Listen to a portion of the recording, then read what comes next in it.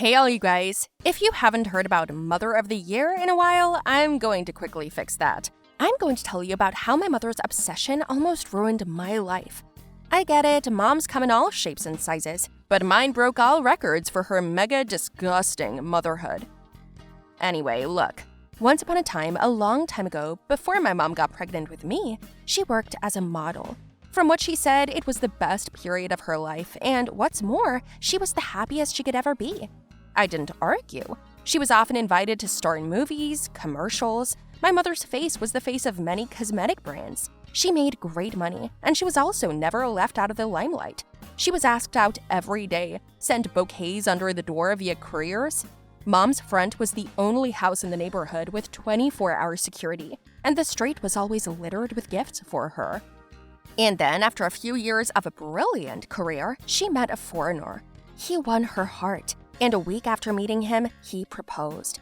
There was a path of roses downtown, sunset, musicians, posters that read, "Will you marry me?"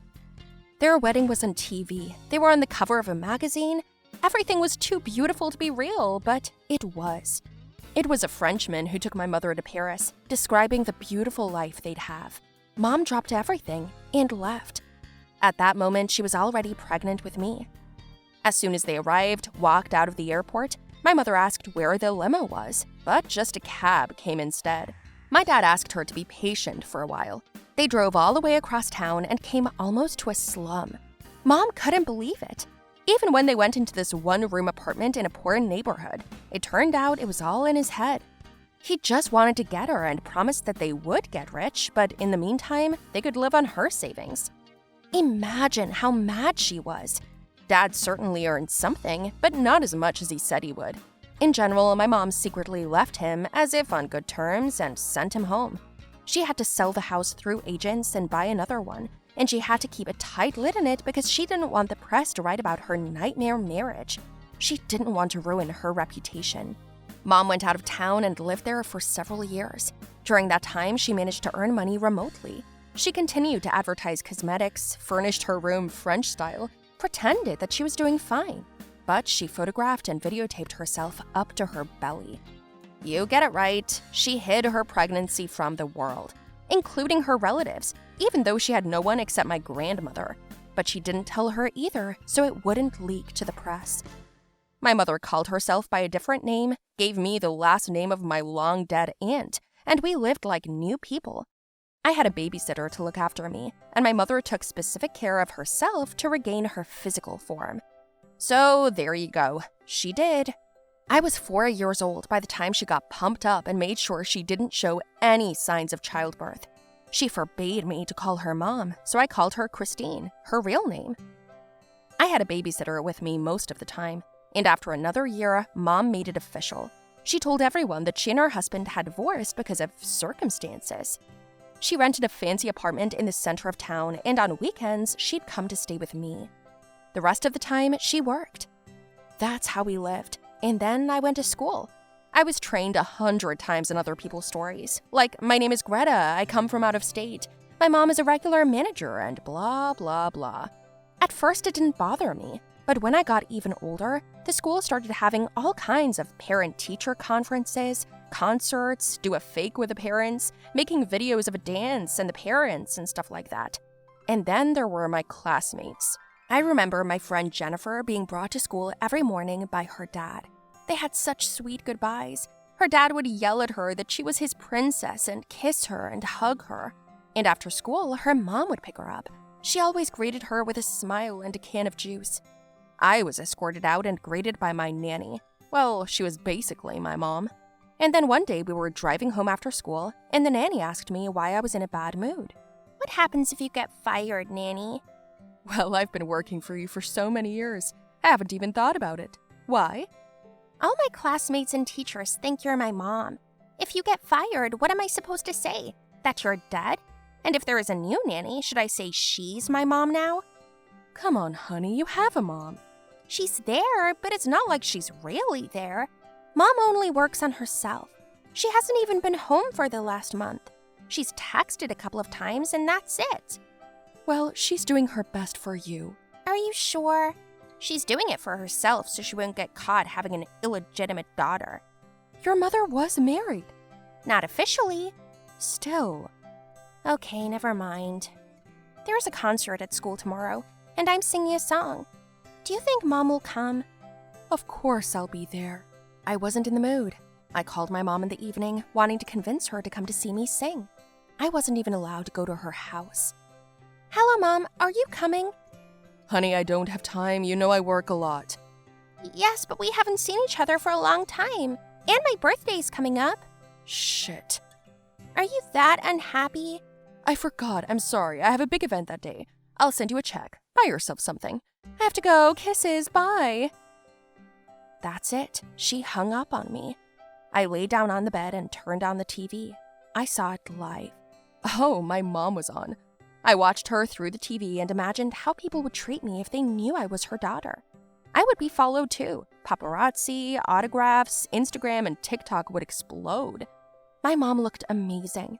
She was at some red carpet ceremony as the guest of honor, and then someone interviewed her. The reports showed a picture on camera of me and my mom going somewhere together. She was wearing a wig, but they'd recognized her anyway. Mom froze a little, but wasn't startled. Who is that girl? Everyone is guessing. She looks a lot like you. It's the daughter of my maid. I just treat her well, as my own daughter.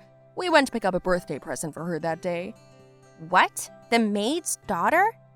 And you don't have children? No, not at all. I've never given birth. Look at me. I'm in great shape. According to your contract, if you give birth, it will end. Does that mean you plan to go back to the modeling world?